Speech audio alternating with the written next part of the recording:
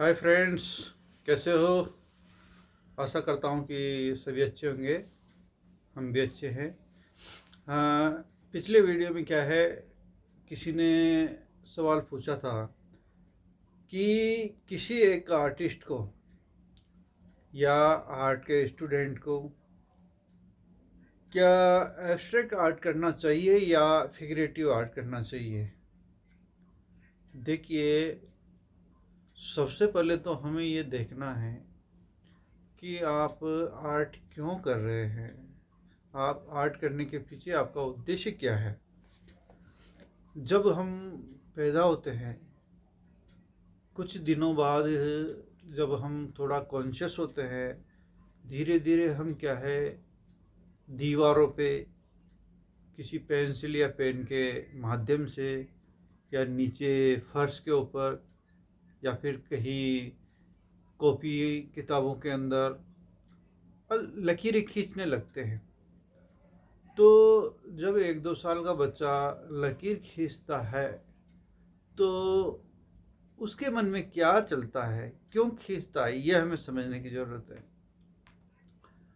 वो नहीं जानता कि मैं आर्ट बना के उसको बेचूंगा या फिर इससे मुझे कोई कमाई आएगी, अर्निंग होगी, फिर भी वो करता है।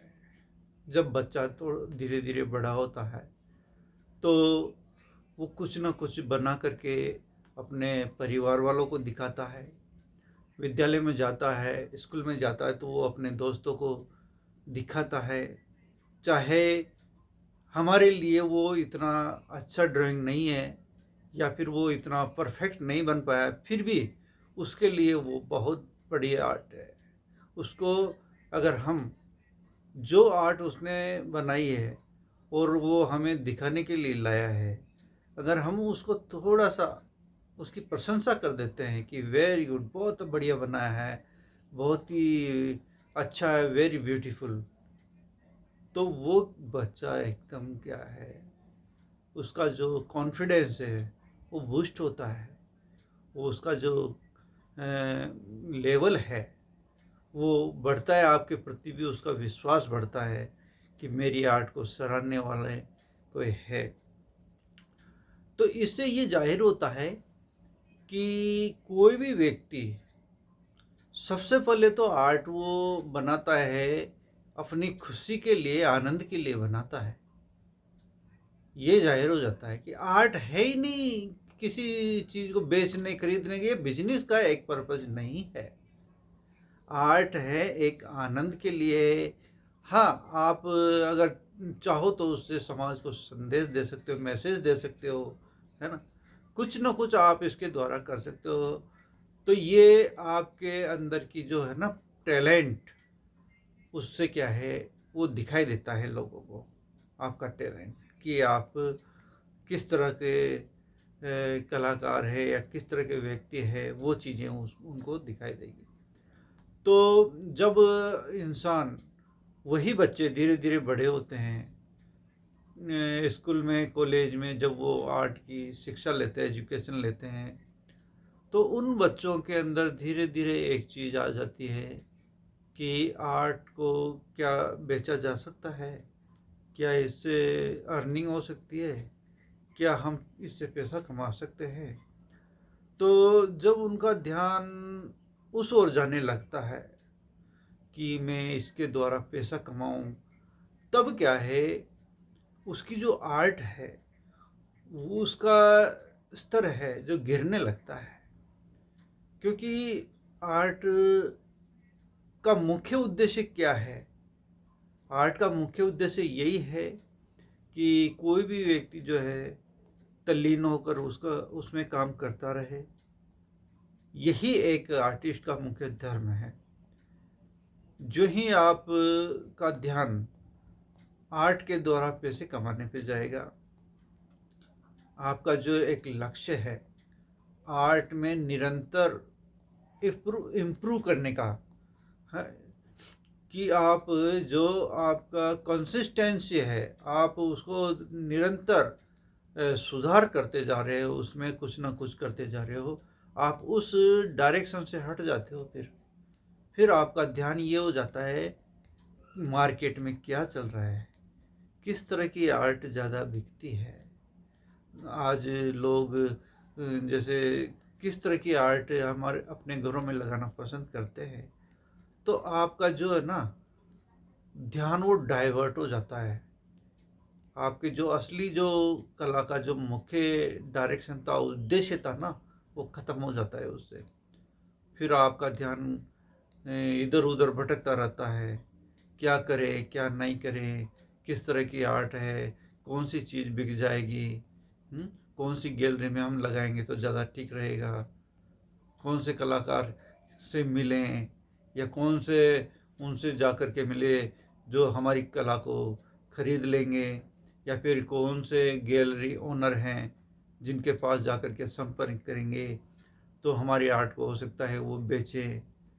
जब इन चीज़ों में आप उलझ जाते हैं तो आपके अंदर का जो कलाकार है वो मरने लग जाता है, और एक समय आता है जो आप अपना राह से भटक जाते हो, और कला की जो सच्ची साधना है, उसकी एक कलाकार का जो धर्म है, उससे वो भटक जाता है। फिर वो वापस राह पकड़ना बड़ा मुश्किल हो जाता है। एक कलाकार को, if you want to be a great artist, true artist, then आपको एक ऐसी दिशा में काम करना पड़ेगा जहाँ लोभ लालच से वो दूर है। क्योंकि कला में तभी आप आगे बढ़ सकते हो जब इस तरह की लालच आपको प्रभावित न करे। आपका ध्यान केवल और केवल कला के इम्प्रूवमेंट पे होना चाहिए, उसको साधना पे होना चाहिए। ये एक प्रकार की साधना है। कलाकार एक साधक है, न कि बिजनेसमैन। जब एक कलाकार बिजनेसमैन बनने की सोचता है या उस दिशा में काम करता है, तब एक कलाकार मर जाता है। और एक और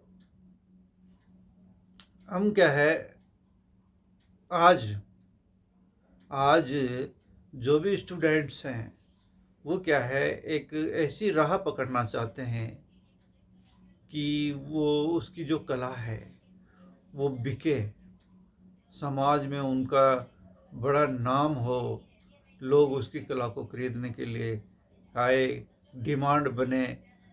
कला का मुख्य उद्देश्य ये बेचना खरीदना नहीं है।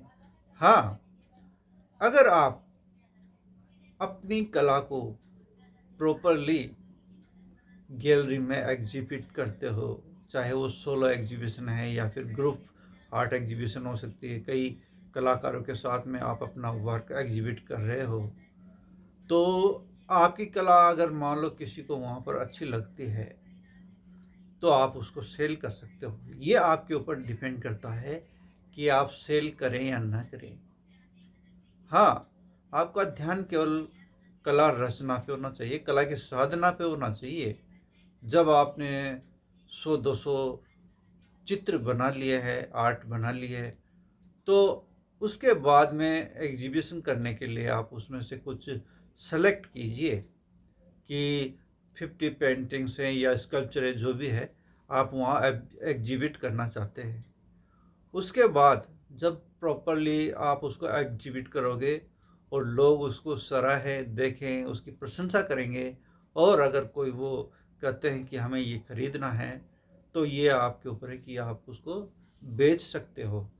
ज़रूरी नहीं आप अपनी कला को बेचें, लेकिन बेच सकते हो, क्योंकि जीवन की आवश्यकताएँ हैं। उसको फुलफ़िल करने के लिए हम अपनी आर्ट को जो है उसको बेच सकते हैं, लेकिन ये नहीं कि हमारा मुख्य उद्देश्य ही आर्ट को बेचना ही है। हाँ, जब आप साधना करते रहेंगे, निरंतर साधना करते रहेंगे, एक समय आएगा जब आपकी कला की डिमांड बढ़ेगी। उस टाइम आप की जो पेंटिंग्स है उसकी वैल्यू बढ़ेगी, क्योंकि आज आप अपनी आर्ट को 2-4 हज़ार रुपये में या 10,000, 15,000 या 20,000 जिसमें भी आप बेच सकते हो, लेकिन जब आप एक उस फील्ड में बहुत आगे निकल जाओगे, एक आपका नाम होगा, अगर आप कहीं न कहीं एक अप्रोच बना लेंगे, तो आपकी वही पेंटिंग जो आपने आज 10,000 रुपए में बेची है किसी को, हो सकता है वो 10 लाख में भी उस बिक सके। हो सकता है जिसको बेच दिए उस पे आपके सिग्नेचर है, हो सकता है वही पेंटिंग आपका नाम होने के बाद में वही वो व्यक्ति उसको 10,000 की पेंटिंग को 10 लाख में भी बेच सकता है। फिर आप सोचो कि ये मेरी बनाई गई पेंटिंग थी, तो उसमें कुछ नहीं हो सकता, क्योंकि आपने तो 10,000 में आज बेच दी है। उसकी हो सकता है आप प्रयास कर रहे हैं, आपका नाम हो जाएगा, आप आगे बढ़ते जाएंगे, तो उस समय आपका जो आर्ट है उसके लिए एक इन्वेस्टमेंट है, वो उसकी प्रॉपर्टी है, उसके द्वारा वो अपना वो है ना कमा सकता है। इसलिए हर जगह अपनी आर्ट को बेचना भी ठीक नहीं है। आप समझ ही गए होंगे, क्योंकि शुरू शुरू में आर्ट को ज़्यादा बेचना अच्छा नहीं है। आपके सिग्नेचर जा रहे हैं उनके पास में, सिग्नेचर जा रहे हैं, हो सकता है फ्यूचर में आपका नाम हो जाए, बहुत बड़े आर्टिस्ट हो जाए, तो आपकी जो पेंटिंग्स हैं उनसे वो लोग हैं ना वो बहुत कमा जाएंगे फिर। ये चीज़ है, आपके पास तो आपके जो है ना उसको आप खाली कर दोगे, लेकिन उस खजाने को तो आपने खाली कर दिया बेच बेच के, किसी को 5,000 में बेच दी, किसी को 10,000 में बेच दी, इस तरह से। लेकिन हो सकता है एक समय आए जहाँ वो लोग आपकी पेंटिंग से कमाएं, आप न कमाएंगे लेकिन वो बहुत कमा जाएंगे। इसलिए अपनी आर्ट को अपने पास ही रखें। हाँ, ज़रूरत के अनुसार अगर आप को लगे कि हाँ मुझे अपना जीवन यापन करने के लिए थोड़ा बहुत कहीं ना कहीं बेच देना चाहिए, या फिर जैसे भी आप अर्निंग कर सके तो आप कर सकते हैं। बाकी आर्ट को कभी भी इस तरह से बहुत सस्ती आंक करके अपनी आर्ट को कभी ना बेचें, क्योंकि आपकी आर्ट की वैल्यू है, आपके आज जो सिग्नेचर है उसकी वैल्यू है। Thank you.